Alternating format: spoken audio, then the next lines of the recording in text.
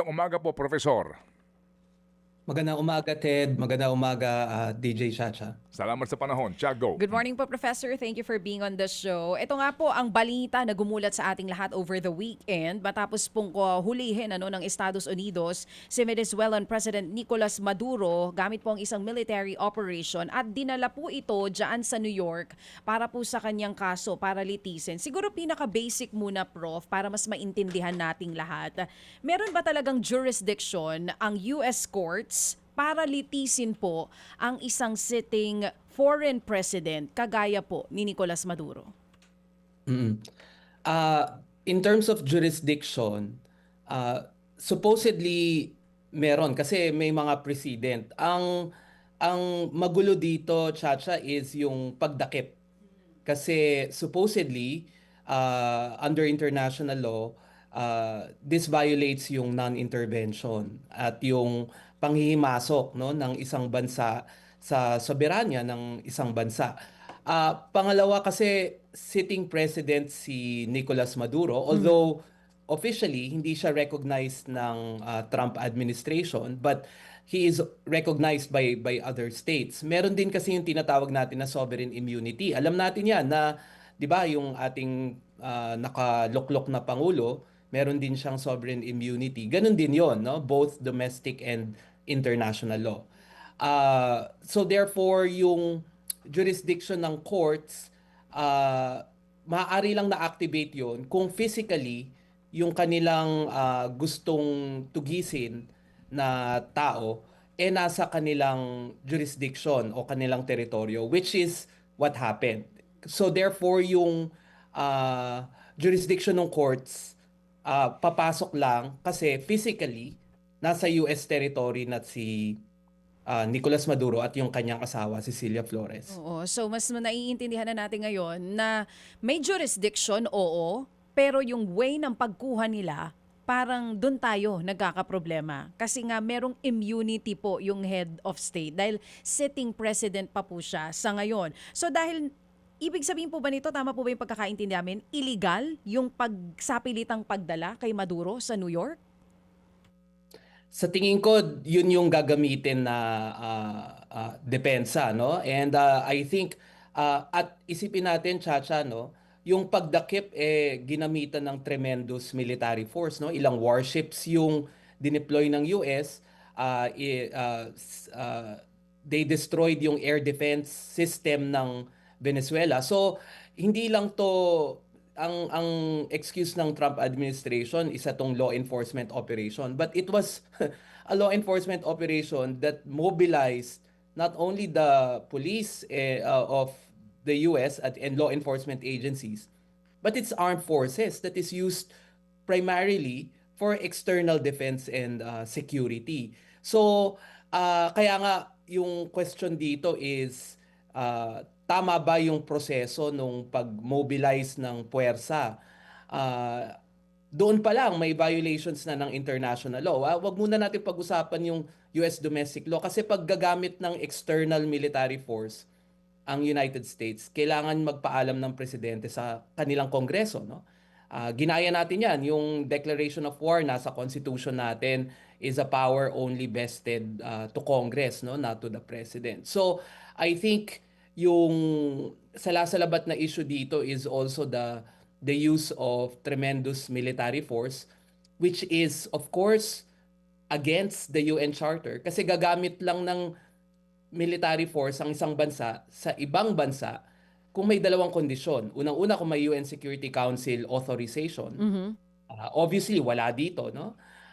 Pangalawa is ginagawa ito in self-defense. Yun, So, oo. kailangan patunayan ng US na yung pagdakip kay Maduro is an act of self-defense, that Maduro constituted a threat to US national security. Dito papasok yung drug charges.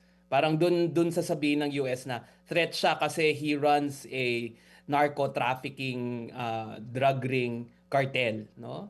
And yun yung gagamit, yun yung I think naging basis din nung indictment.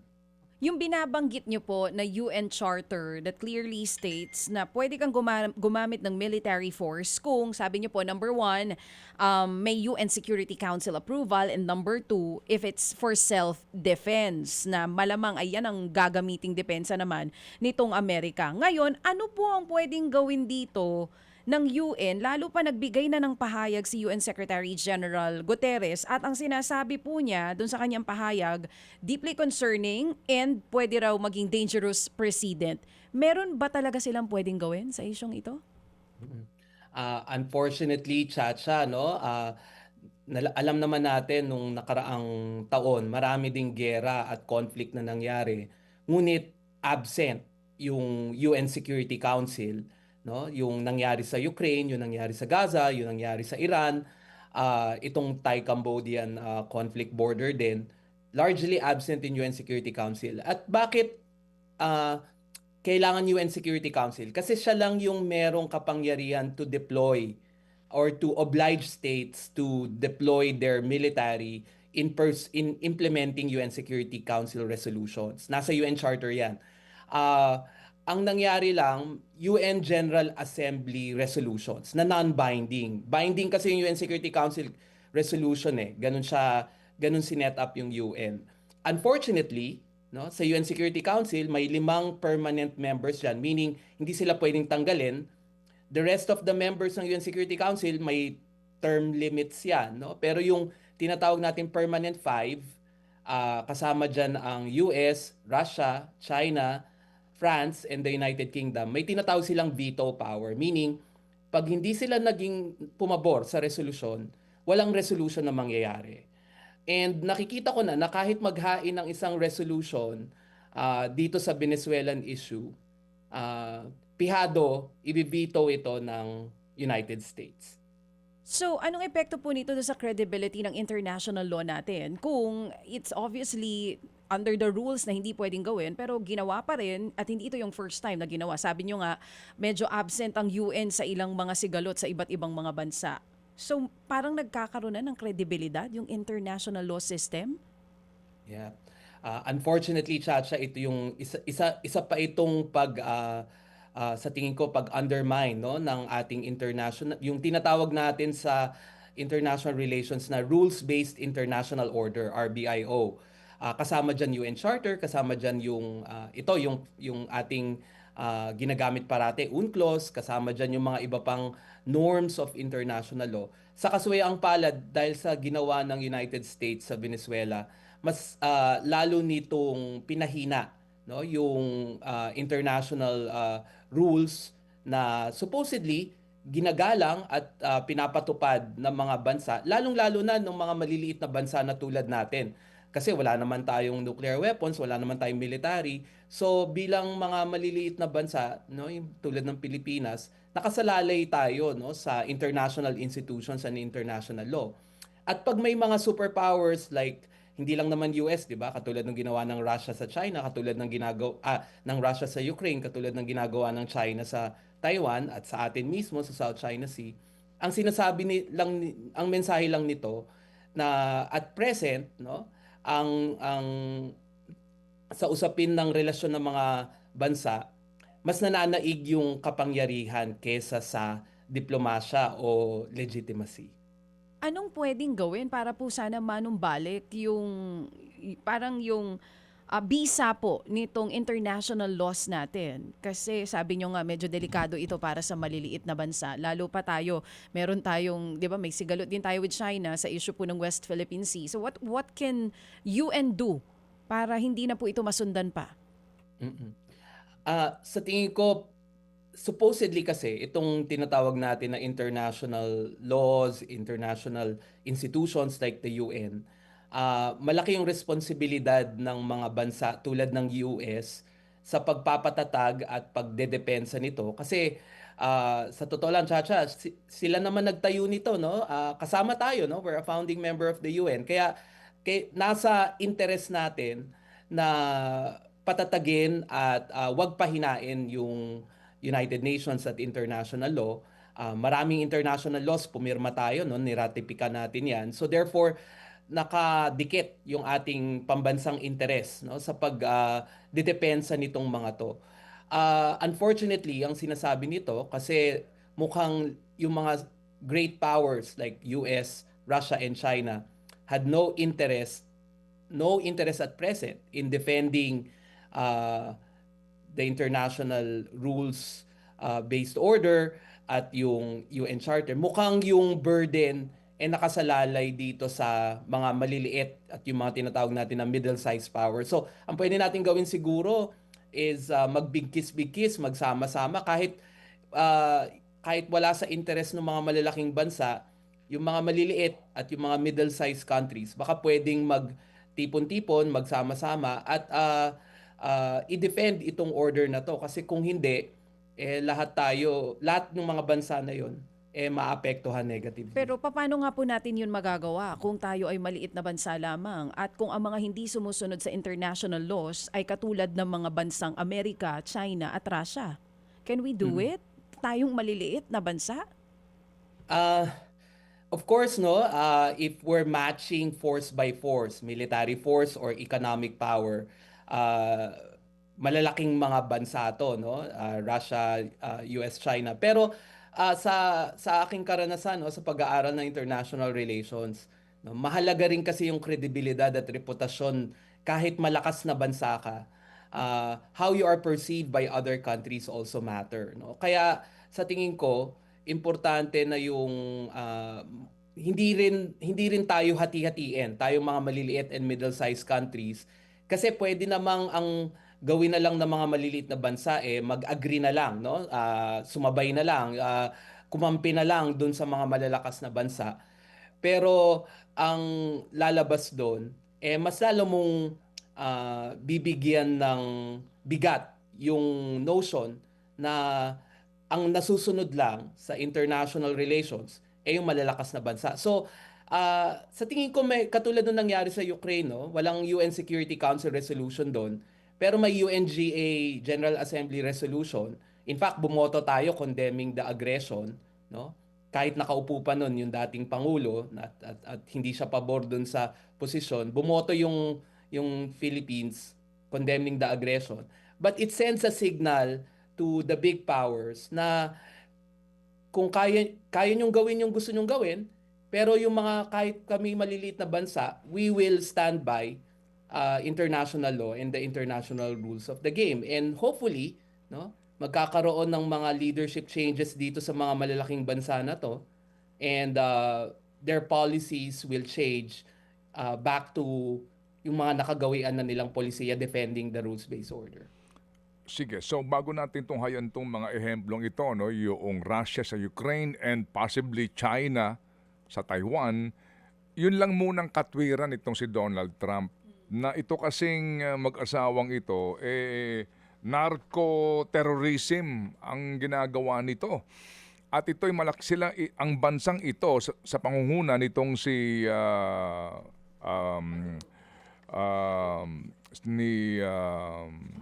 Maduro ay siyang nagbibigay ng problema sa illegal drugs proliferation sa Amerika.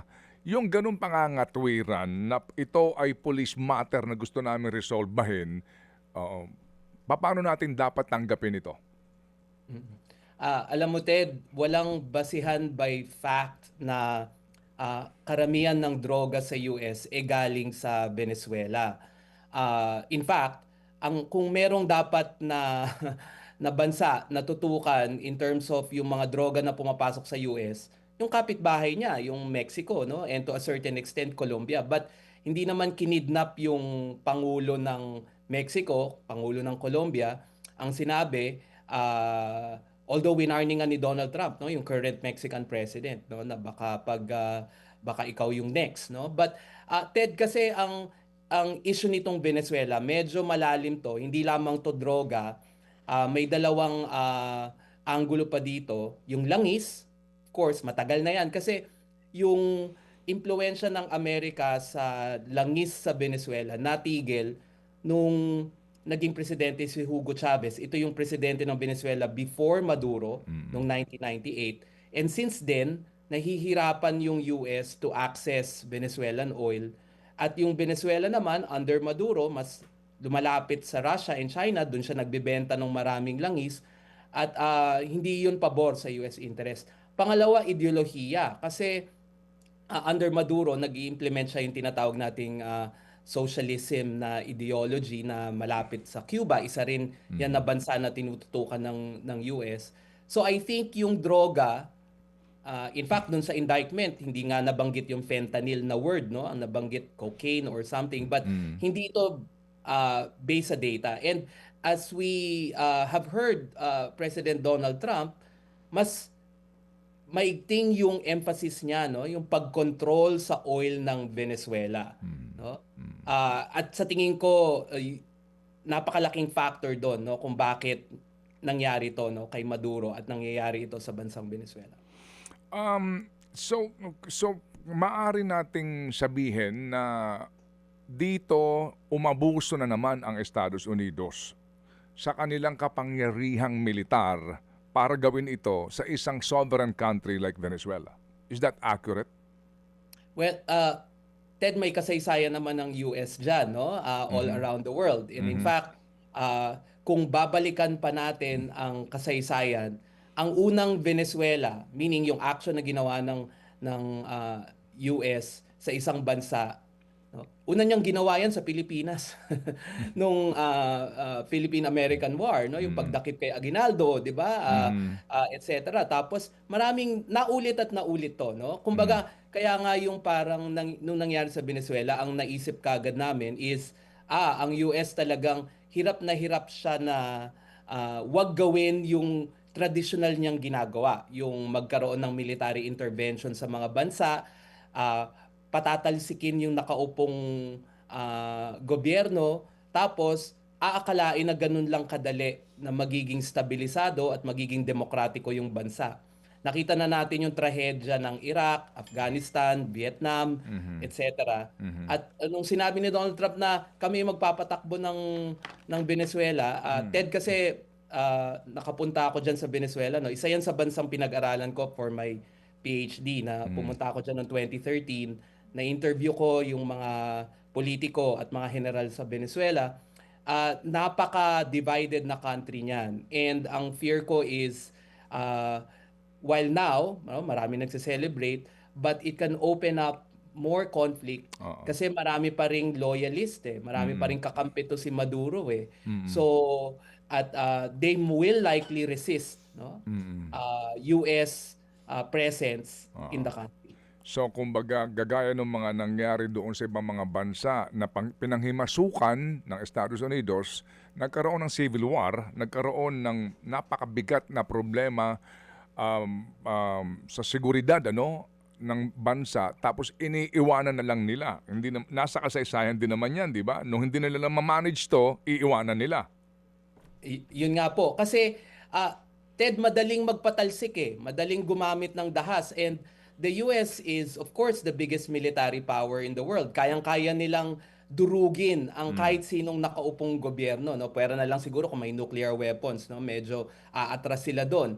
But, ang ano dito is, mahina ang record ng US in building nations. Meaning, in rebuilding countries that they have militarily intervened. But may kolatilya lang, Ted, kasi yung Venezuela, yun nangyari, parang implementation to nung policy ni Donald Trump, no, nung kanyang gobyernong national security strategy na in terms of the Western Hemisphere, magsisimula yan from Greenland to Argentina, no, Patagonia hanggang dulo.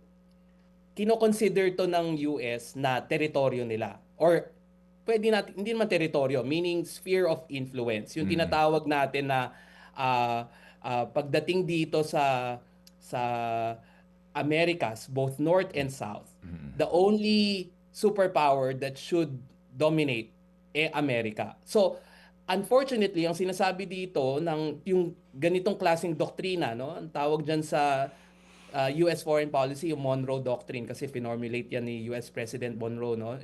Centuries ago. Parang sinasabi ng US, ikaw Venezuela, masyado kang malapit sa Russia at China, hindi pwede yan. Papalitan namin yung gobyerno, maglalagay kami ng mas pro-US na gobyerno dyan. Kasi hindi pwedeng may presensya ang China at Russia dito sa aming backyard, dito sa aming zone. Ang mensahe nito, Ted, is siguro sasabihin ng Russia at China, o sige, di kami makikialam sa backyard mo, pero wag mo kaming pakialaman sa backyard namin. So ang Russia, Europe 'yon. And unfortunately for sa China, tayo 'yon, no? East Asia. So ang signal nito parang sinasabi ng US, wag tayong magpakialamanan ng ating zones of influence, which is unfortunately bad news for us, like the Philippines and in Asia, kasi we rely on US security and defense commitments for our own security. O sige, so maganda pag-usapan na yan nga, yung implikasyon nito sa ating soberenya at sariling seguridad as a nation, considering itong ang problema natin with China and itong problema ng Taiwan with China. Pero di ba, Kamo, kung ang UN ngayon nagmimistulang, sorry po, sa salita, na para bang inutil kapag ang nagkakamali na superpower gaya ng Amerika, hindi ba ngayon ang dapat nating asahan din ay ang Estados Unidos, ang kanilang lehislatura, ang kanilang kongreso? Kung sila ay pinapangalandakan na sila ay para sa demokrasya, hindi ba sila ay para sa human rights, sila ay para sa kapayapaan, hindi ba dapat ngayon ang obserbahan natin ano magiging kilos desisyon dito ng kanilang lehislatura to make Trump accountable sa kanyang naging desisyon? Oo, Ted, kasi ang struktura ng US government, katulad natin, separation of powers, divided ang power, hindi concentrated ang power sa iisang branch ng government. Pero unfortunately at present, dominated ng partido ni Trump, both the House of Representatives and the Senate.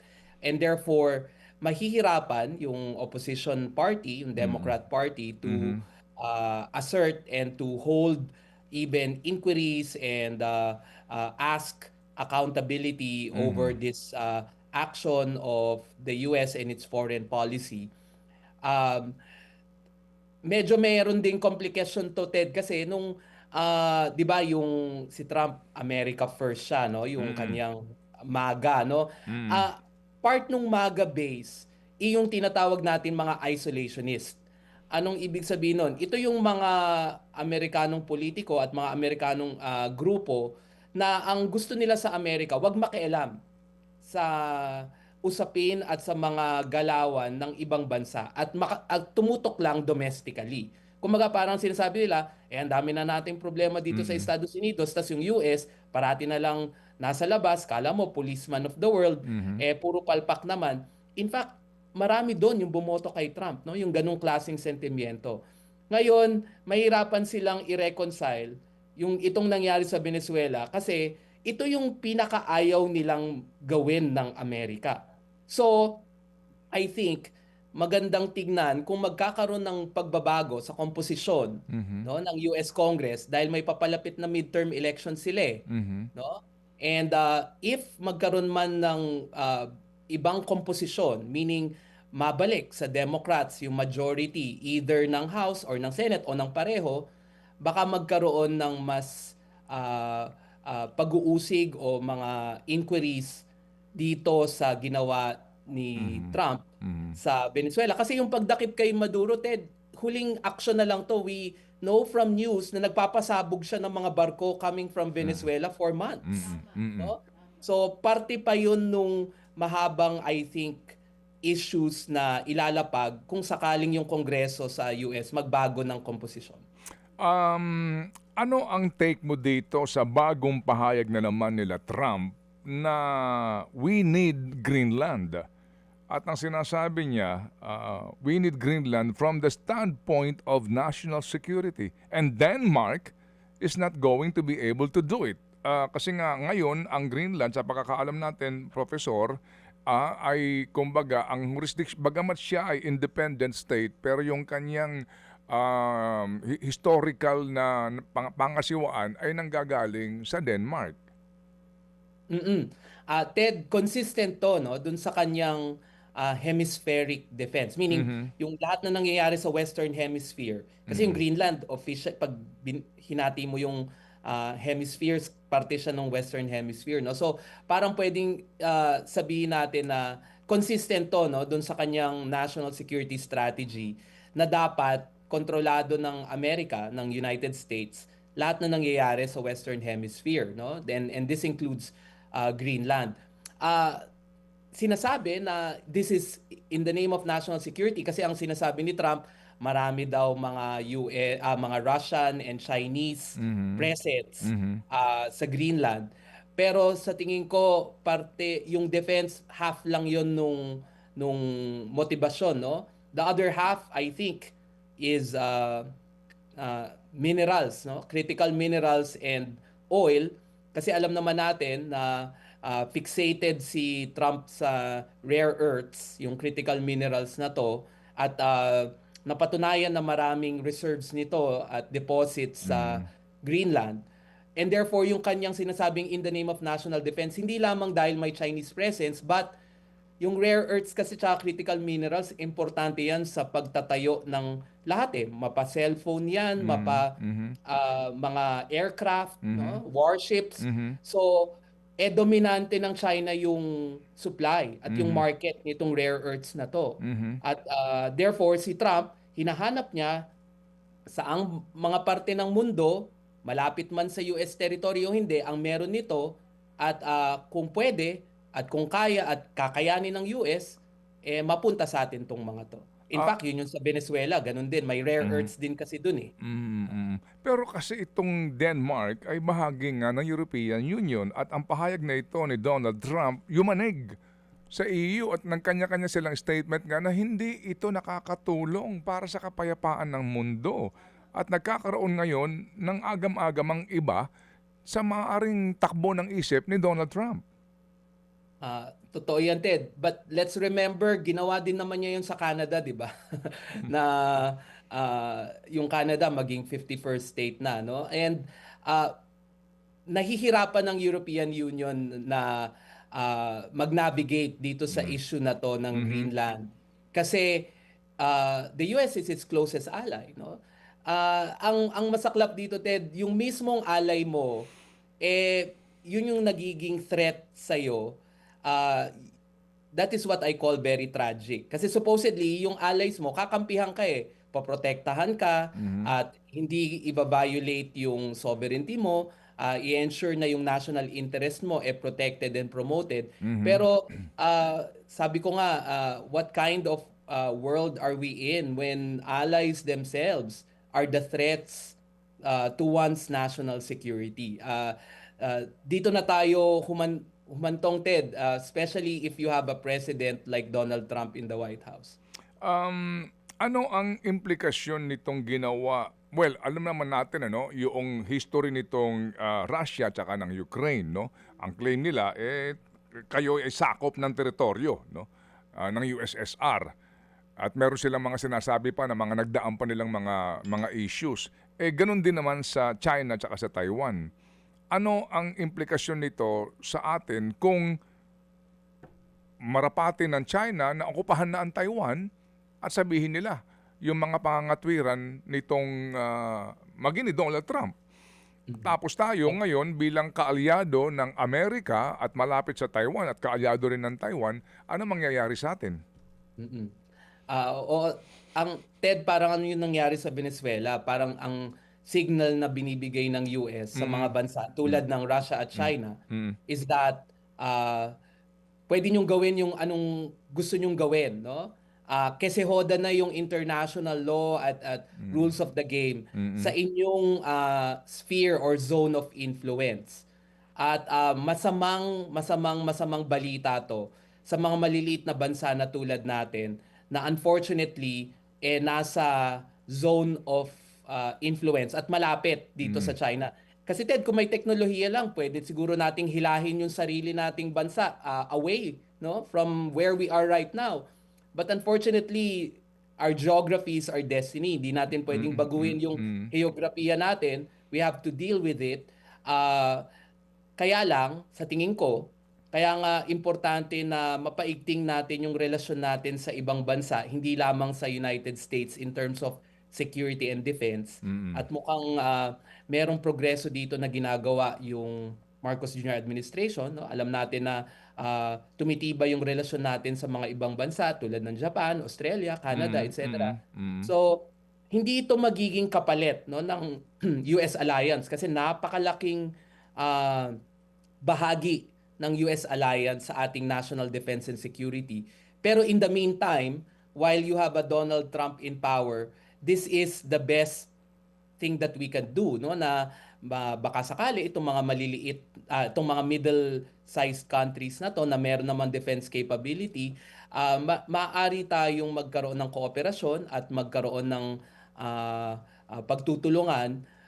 In the meantime na ang US napaka unreliable, nagiging unreliable and more so unpredictable. Oo. And yung effect nito na sa China, na alay nga tayo ng Amerika. Sa matter of fact, ang iba sa ating depensa ngayon ay nanggagaling sa Estados Unidos. And hindi may tatanggi, mukhang doon tayo mas nakasandal ngayon sa kanila kung mangyari nga itong invasion sa Taiwan. Anong effect nito sa atin?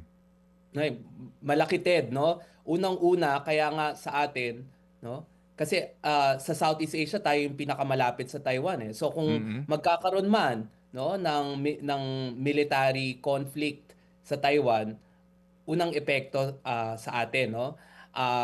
Pangalawa, economically, no? Taiwan is a major trade partner, malaking impact nito sa ekonomiya natin. So may epekto to. Pangatlo, merong 220,000 Filipinos in Taiwan. Ang Philippine foreign policy natin, 'di ba, protection of citizens overseas, our OFWs. Tinanong ko na 'yan sa ating Defense Department How long will it take to repatriate 250,000 Filipinos? Ang sinabi sa akin, 6 months. Pero a few years ago yon, baka nagbago na, no? Pang-apat, no? Pumirma kasi tayo sa isang international convention, no? Yung Convention on Statelessness. Meaning, pag merong mga refugees sa ibang bansa, obligado tayong kupkupin sila at alagaan sila. Can you imagine, Ted, kung magkakaroon ng invasion sa Taiwan, magkakaroon ng massive refugee crisis, saan pupunta yung mga Taiwanese kaagad?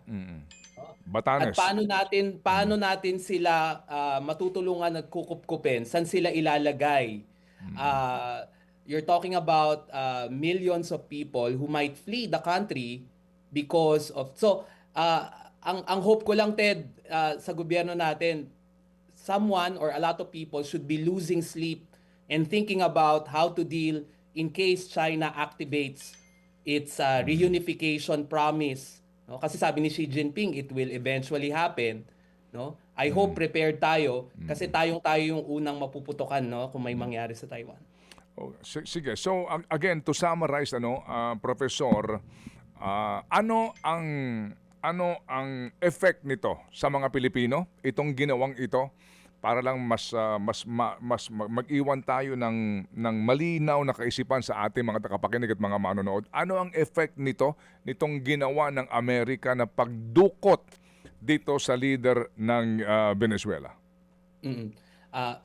Ted, hindi ko inaasahan na ganito kaaga, no? Nagsisimula pa lang yung bagong taon, pasabog kaagad in terms of international politics. I think ang sinasabi nito, unfortunately, yung imahe na pinoproject ng US is that yung mga dito at present, no, sa mundo natin, no, ang mga malalaking bansa at makakapangyarihang bansa kaya nilang gawin at kung anong gusto nilang gawin kasi hoda ang international law, kasi hoda ang UN Charter, at yung mga maliliit na bansa, no, ang parang sinasabi, walang ibang option kundi indahin lamang, no, yung kayang gawin ng mga malalaking bansa. That is a very sad picture of international relations at the moment. And I hope na hindi ito yung maging kalakaran, no, sa mga susunod na buwan, susunod na taon, kasi hindi dapat ganito ang relasyon, pakikipagrelasyon ng mga bansa sa isa't isa. Kaya nga tinayo ang UN, kaya tayo may international law, is that hindi puwersa, kundi legitimacy at diplomasya dapat ang manaig. And I hope na hindi ito magbigay ng signal na dapat ang Pilipinas, ganun din dapat niya i-conduct yung kanyang foreign policy. Kasi supposedly, yung bansa natin, nakarely sa international law, and I think we should continue upholding that, regardless of what our allies and stronger powers are doing. Okay, and in parting, pwede bang klaruhin mo lang ano ang pagkakaiba nung nangyari kay Rodrigo Duterte na inihatid sa The Hague at itong nangyari dito kay Maduro, please, para lang sa mga nakikinig ngayon because they're comparing it eh. Oo. Oo. Ayun. Sige, go ahead, Right. Professor. medyo basic yung difference. Unang-una, Aha. no? Unang-una yung hindi kidnapping yung nangyari, no, doon sa kay dating Pangulong Rodrigo Duterte, no? With the consent of the Philippine government, no? Siya ay dinala sa The Hague, no? Hindi nag-consent yung Venezuelan government, no? Yung kay Maduro, and in fact walang military force na deploy, no, in the Rodrigo Duterte arrest or surrender. Yun yung una. Pangalawa, magkaibang jurisdiction kasi yung kay Maduro, yung kanyang kaso is in a domestic court of a foreign country. Yung kay Rodrigo Duterte is in an international court of which the Philippines have ratified and is a member, no? Kahit sabihin natin umalis nung 2019, pero yung mga charges happened before. So, klarong may jurisdiction. And in fact, no, natalo nga yung motion, no, na wala daw jurisdiction yung ICC. Sinabi na ng ICC na may jurisdiction over this case. And finally, I think, Ted, malinaw dito, and I hope, no, yung mga kababayan natin na naguguluhan, malinawan, Rodrigo Duterte was not the sitting president of the Philippines when he was arrested and given to the ICC, unlike Nicolas Maduro. So, to simplify it, si dating Pangulong Duterte inihatid ng Philippine government sa The Hague. Yes po. Yes po. yun Opo. Inihatid Kasi Opo. magiging May consent. comparable lang. Magiging May comparable lang Ted and Chacha, kasi kung mismong yung Venezuelan government, let's say yung vice president niya o yung armed forces ng Venezuela, ang mismong nag-allow, no, at Nagbigay ng consent. tinulungan. And in fact, ito yung nangyari kay Orlando Hernandez, dating presidente ng Honduras, no? May extradition request yung US, drug charges din to. No? Kaya lang, ang contradictory dito, Ted, pinardon ni Trump si Orlando Hernandez on drug charges. Kaya doon mo makikita na hindi ito drugs eh. Tama. Kasi kung totoong consistent sa anti-drugs yung Trump administration, hindi niya dapat pinardon. I think it all boils down to oil and geopolitics itong nangyayari sa Venezuela. So, Well, sa klaro. mga malisyoso nga ang isip, agad iniisip kung sinong kaibigan ni Trump na bilyonaryo na naman ang kausap dito para doon sa interest, no, sa langis diyan sa Venezuela. Yung po nga ang kaibahan dito ha, para po tsaka yung eroplano nga po ay nakatatak na under RP, yung eroplano naghatid doon kay Pangulo sa The Hague actually. Okay, Sabi anyway. nga to simplify, yung nangyari kay Maduro, sabi ni Prof kanina, illegal. Yung kay President Duterte ay legal kasi may consent ng Pilipinas. Parang ganun po, Prof. Ano? Yes po. Okay, And sige. the Philippine government, headed by President Marcos Jr., cooperated with the Interpol in implementing the ICC warrant of arrest. Okay. Sige po. Professor, gusto kong abusuhin ang inyong oras this morning ha. Opo, sorry po kasi ang dami pong, surprisingly, dahil sa inyo pong husay po ng pagpapaliwanag, marami nakatutok sa atin at naunawaan po itong mahirap intindihin Tama. sa pangkaraniwang pong kaisipan na isyung international. Meron lang ho nagtatanong, ano ba ho daw yung thesis ninyo at anong mga bansa itong pinuntahan nyo sa Latin America para ho naman sa kanila pong kaalaman daw na kayo po ay naging bihasa nga sa usapin na ito sa Latin American countries? Background lang, Ted, nag-aral ako sa Georgia State University sa Atlanta at yung naging advisor ko sa aking dissertation, isang eksperto sa Venezuelan politics. No? Yung disertasyon na sinulat ko tungkol sa mga protesta na nagdulot ng kudeta. No? And yung mga bansang pinag-aralan ko, kasama na dyan ang Pilipinas, kasama na dyan ang Thailand, Venezuela, tsaka Bolivia. So, I spent around 6 months in Venezuela and Bolivia in 2013. Tumira ako doon, no? Kinupkup ako ng isang host family. Nag-aral ako ng Espanyol, although kalawangin na ngayon kasi matagal na yon.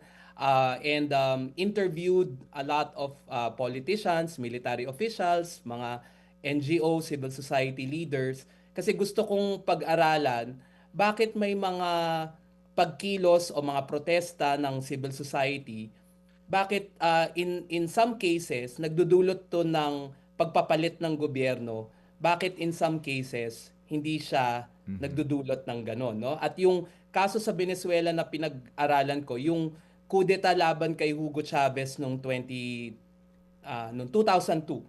Kasi natanggal siya, pero nabalik siya, no, after 24 hours, no. I think he's the only leader na natanggal ng kudeta pero naibalik after 48 hours, no. Pinag-aralan ko rin sa Bolivia noong 2003 yung pagtanggal nung kanilang pangulo doon and yung kudeta kay Thaksin sa Thailand. Oh. Tapos yung sa Pilipinas, yung pinag-aralan ko, yung EDSA 2, no? Yung pagtanggal kay dating kay Joseph Pangulo Estrada. Joseph Estrada. Joseph Yes, po. Estrada. So, alam mo rin nga na itong si Maduro talaga namang bata ni Hugo Chavez, 'di ba? As in kaya nga siya ang inendorso nitong si Hugo Chavez na pamalit sa kanya. Opo, kasi nung nasa Venezuela, nasa Caracas po ako, kakatapos lang nung kanilang very divided na eleksyon noong 2013 na nagluklok kay Maduro, no? First term niya, sa Kaka- first term. First term niya. Kakamatay lang po kasi ni Hugo Chavez, no? A few months before that due to cancer. And in fact, hindi ito inaasahan kasi ang bata pa si Hugo Chavez, nasa 60s lang siya nung namatay, no? And ang hope is that he will remain as president. Kaya lang nga nagkasakit. Si Maduro kasi yung naging choice, Ted, I think. Kasi si Hugo Chavez noon, torn siya eh. Kanino niya Lilipat. ilalagay yung bansa? Oo. Sa military ba? O sa mga left-leaning, yung mga mas komunista o sosyalistang sibilyan? So may dalawang choices siya, no? Isang retired na military official na loyal din sa kanya at si Maduro. Mas pinili niya na wag ibigay ang kapangyarihan sa militar kundi sa isang civilian kasi naisip sa tingin ng maraming eksperto mas stable yung choice na yon kasi kung hindi baka ang mangyari sa Venezuela maging ruled by a military junta. Kaya lang ito na nga naging si Maduro. Sino itong vice presidente ngayon ng Venezuela? Ano ang kanyang personality? Ano ang kanyang saan to nanggagaling itong babae ngayon na acting president? Well, sa Venezuela kasi ang may dalawang klase lang ng politiko, no? Yung opposition tsaka yung Chavista, no? Kasi Chavez, Chavista, no? Parang sa atin DDS, Chavista yung kanilang labeling, no? Loyal na Chavista to, no? Si Rodriguez at she rose from the ranks, no? At naging miyembro din nung kanilang National Assembly. At supposedly kasi yung Vice President appointed lang yan ng Pangulo eh. Ang tawag dyan, Executive Vice President. No? May mga bansa kasi sa Latin America, yung Vice Presidente hindi hinahalal. Ina-appoint lang ng Presidente Okay. para assured ka sa loyalty nung vice-presidente. Kasi hindi ka mag-a-appoint na Oo. tutuligsain ka katulad nung nangyayari sa atin ngayon, no?